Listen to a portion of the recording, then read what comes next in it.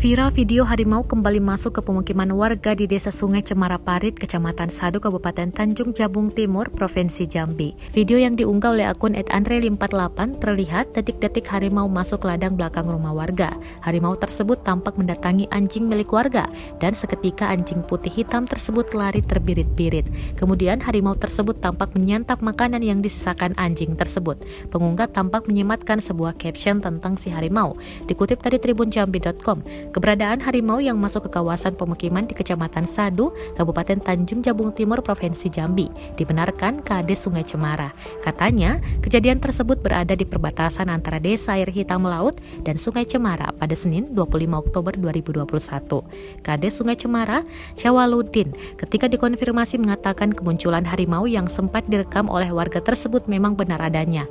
Hanya saja untuk lokasinya bukan di Desa Sungai Cemara, melainkan perbatasan antara Desa Sungai Cemara dan Desa Air Hitam Laut. Terkait hal itu, pihaknya sudah menyampaikan ke petugas BKSDA dan petugas TNBS untuk meminta bantuan agar kasus kemunculan harimau itu segera ditangani, dan laporan saya itu sudah ditangani mereka, katanya. Terpisah, Kades Air Hitam Laut, Habri Sanria, membenarkan kejadian tersebut memang berada di desanya. Dirinya menjelaskan bahwa warga merekam kemunculan harimau itu dari salah satu pondok atau rumah singgah sementara berukuran kecil yang ada di kebun milik warga tersebut.